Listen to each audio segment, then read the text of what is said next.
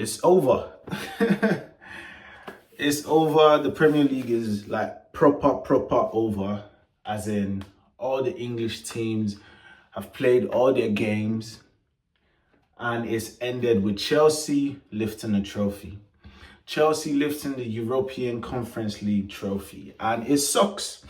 It sucks. It sucks. The only thing that has made it suck less is the fact that at least Man City didn't win a trophy, and obviously Man United didn't win a trophy. But because no one actually, this is the thing, no one actually cares about Man City. So no one cares that, okay, so it's a combination of number one, no one cares about Man City.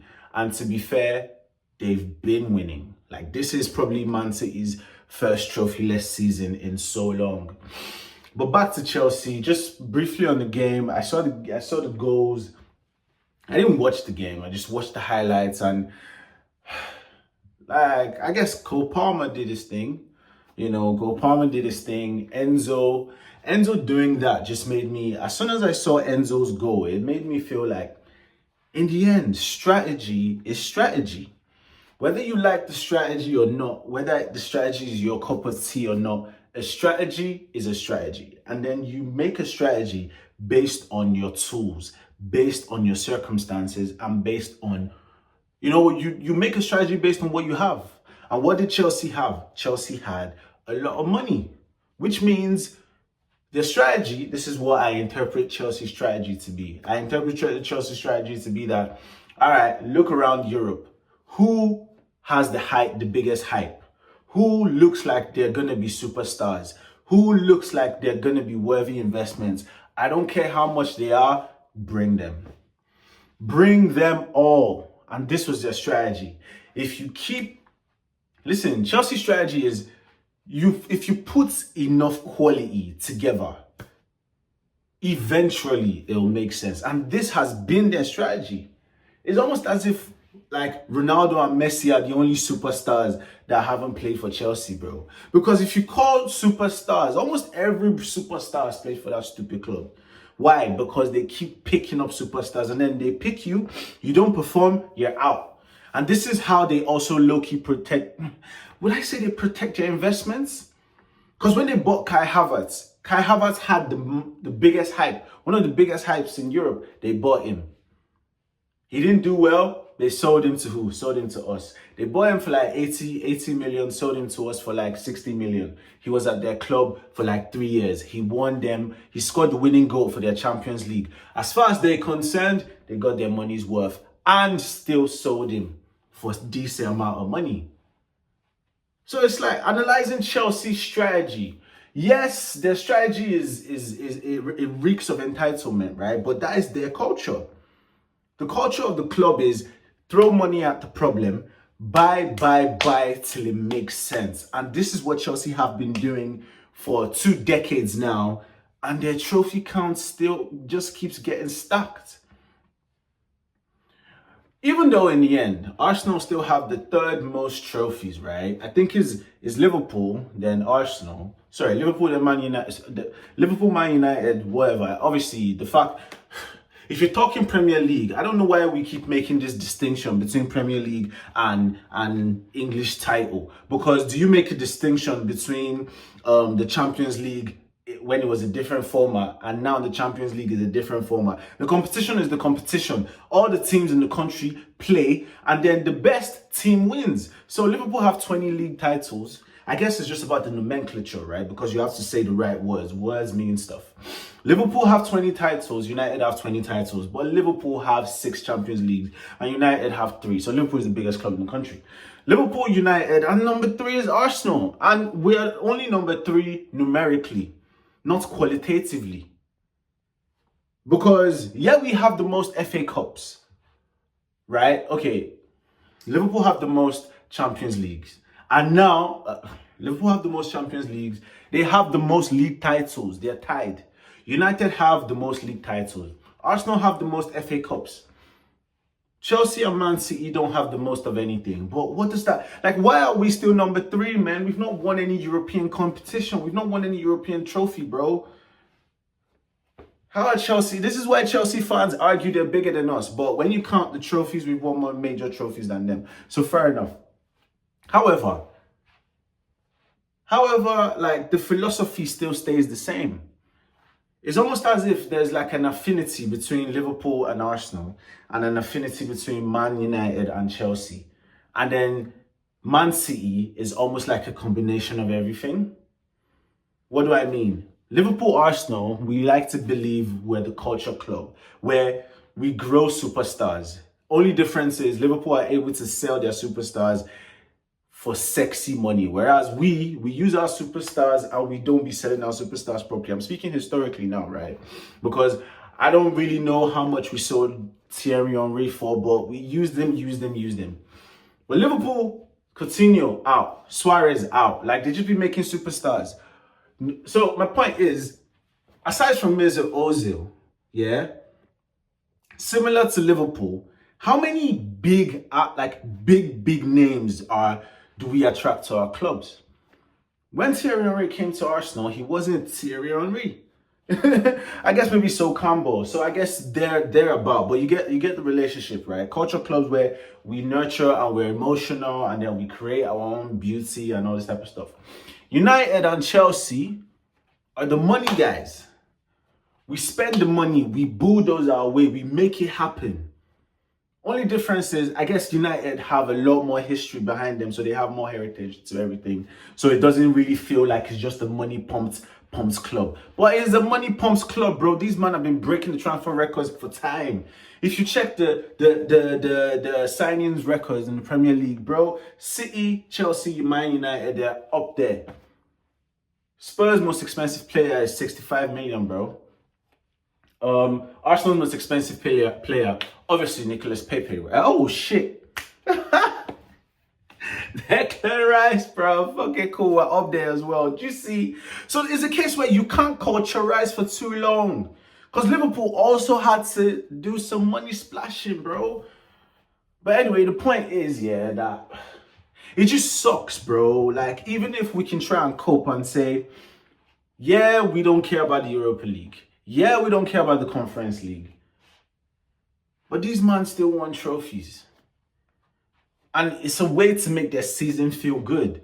Because what did Chelsea do? By all intents and purposes, yeah, Chelsea, because what is success? Success is the progressive realization of a worthy ideal. You make a plan that this is what I want to do, and then you do it. That is success.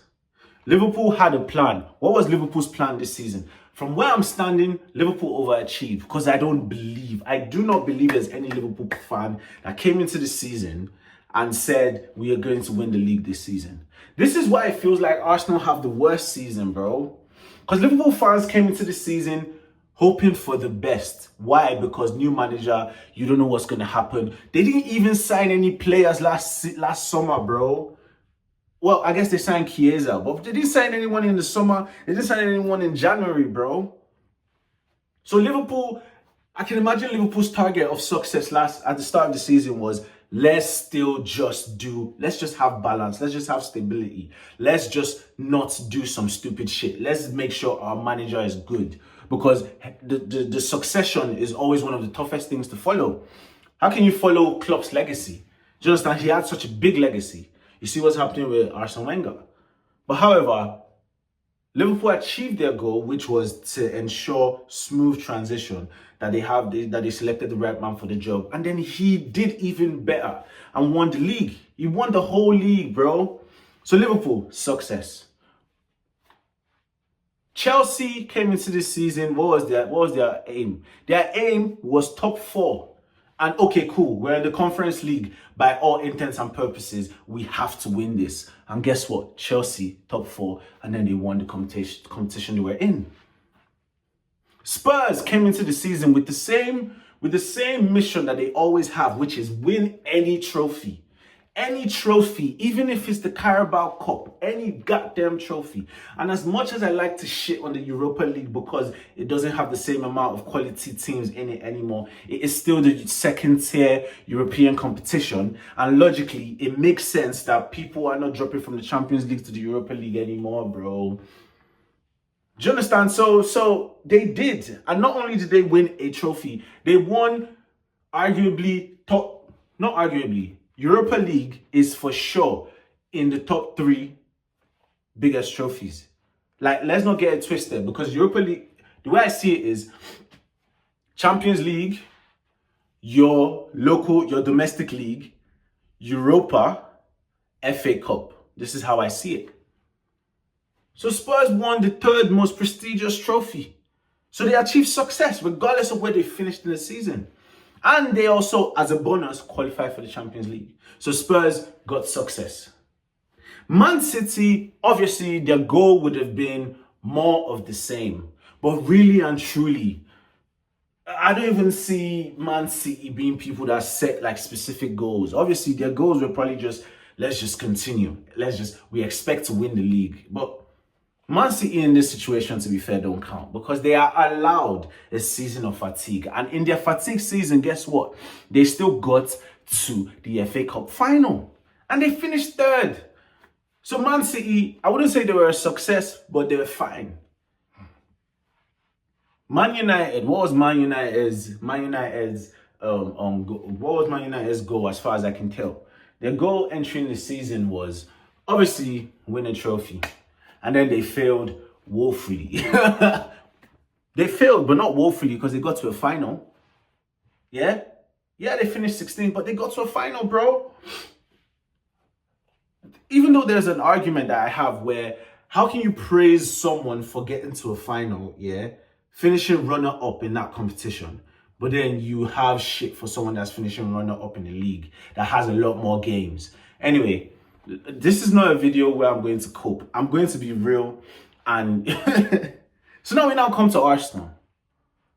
Arsenal's goal this season was to win a major trophy, not just any trophy. We came into the season that we will win a major trophy, and we failed. We didn't get to any final, bro. We didn't compete for the league. We didn't even yeah, there were reasons why, but regardless, history doesn't remember these reasons, bro.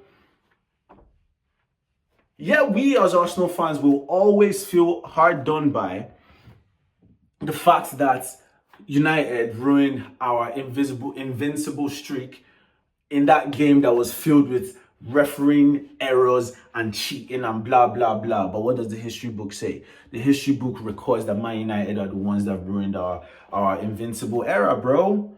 Like, history only records the victor. Everything else about it. Because in 10 years' time, no one will care. No, to be fair, COVID was a serious thing. So people will always remember that Liverpool won the COVID Premier League. But they've still got 20.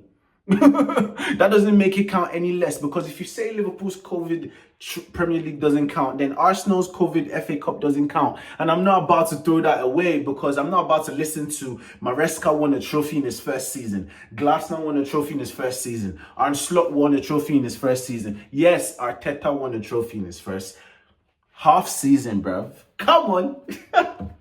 But and I'm glad I listened to Arteta say it, that we have put ourselves as a club in a position where everyone expects us to do the business next season now. And I love the fact that he said that he relished it. He didn't say it like he was intimidated by that expectation. He said it like, yes, this is what I want. Yes, this is where we are now. In such a way that it sends a message to the fans. And then he sends a message to the fans about the message. He sends a message to the fans separately. But it also sends another message to the fans. But this time, it sends a message to the fan about the message he's sending to the board. So we can speculate and assume he's sending a message to the board. And I'm going to do that. Which is, listen, the club is in a position now where we must win. What do we need to be in a position where we must win? We need players. It's so crazy that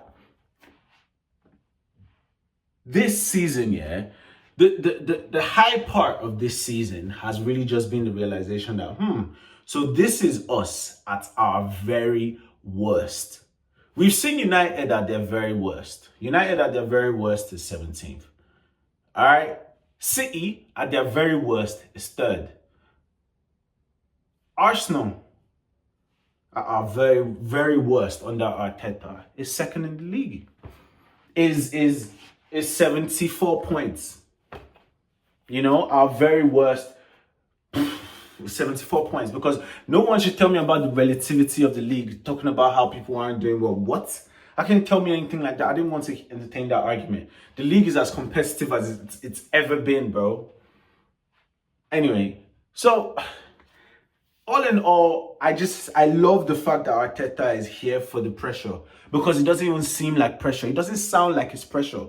Obviously, now that time has passed and he's been able to go, it's almost like he's gone back to the drawing board and saying that, yes, this is where I said we will be. This is where I want us to be, in a position where we have to do it now. We have to do it now, and we will do it now. But it hurts that Chelsea and Spurs and Crystal Palace and Liverpool have all won trophies and we haven't. It hurts. It hurts. It hurts. But as I said, 2 more seasons. Come on, you're gonna. Come on, Arsenal. Come on, Mikel Arteta. We just need to trust our own strategy, right? We just need to trust our own strategy. Chelsea's strategy is paying off, because what I was saying about, what's his name, Enzo Fernandez, is that, bro, when he came, like, I didn't rate him, but he was worth 115 million, and there's a reason why. And he's showing it. He's starting to show it. Same with Caicedo. They're both starting to show it. So it's just like you can't. It's just showing that it's impossible, yeah, to spend 100+ million on a player and miss. £100, £100 million, yeah. Jude Bellingham, Real Madrid fans would say has been a success. Rice, Arsenal fans would say is a success. Who else is 100 million? Neymar. For PSG in France, he's a success. For Mbappe in France, he's a success. It's just when you're talking about Europe and all of that. But they got to a final, since we're praising finals. So on some level, it's almost impossible to spend 100 for anybody that is supposed to be worth that much. You can't be a flop, bro. Yeah, you can have people that are shit, that are almost touching it, where you can say Anthony or Mudryk, or some might say Pogba, of which Pogba is one of the best players I've ever seen in my life, bro. Even in United, bro. So it's just like, we go on, you know. We don't have a choice. We just have to hold this L, you know, and just hope for the best next season, and hope that Arteta does what he needs. Not even just Arteta, the board. They sign who needs to be signed. And I love this initial ginger. I love all these players that Arsenal are linked with. I'm seeing Arsenal linked with Rodrigo, seeing Arsenal linked with Julian Alvarez, seeing Arsenal linked with Nico Williams, seeing Arsenal linked with, we're linked with the whole world, bro. Linked with bare attackers. Links with Gyökeres, links with Sesko, links with Isak. Let's just links with everybody, bro. All right, just start the business, bro. Bring in Zubimendi. Jorginho is gone. Keep Partey just for numbers, bro. I don't understand. Like, bro, we all see what we see, yeah? And it's a case where we need as many numbers as we can have. And not just numbers, we need trusted numbers. So while there might be an argument for getting rid of Thomas Partey, the argument that we need numbers is more important, bro. Do you know what happens? Do you know what we can do with numbers? If Thomas Partey is the worst midfielder in our team, and so that means we play him in the Carabao Cup, I'm here for that. Because that means we stand a chance of actually winning it. And speaking of the FA Cup, listen, I don't want anyone to pinch our record, bro. That's what's still giving us clouds. Liverpool have the most champs. All right, cool. United have the most Prem. No problem. We have the most FA Cups. This is our class, bro. We're holding on to most FA Cups and Invincibles. This is how big we are. The fact that we're holding on to those two things. And that's the reason why we're in these conversations. Because we've not done anything in Europe, bro. Let's be real, man. So we just have to, you know, hope that next season does what next season is supposed to do. And yeah, we go again. But it hurts not winning a trophy this season. And hopefully the hurt and the FOMO from not winning a trophy this season pushes everyone. Pushes the people upstairs to make the right signings. Just give him the money, blood. Just give him the money, blood. Just give him the money. Just buy the players. Andre Berta, just buy the players, bro. Just buy the players. Give it to Arteta. He will cook. He knows what he's doing. So yeah, we go again. Today hurts. Congratulations, Chelsea. Congratulations, Spurs. We go again next season, people.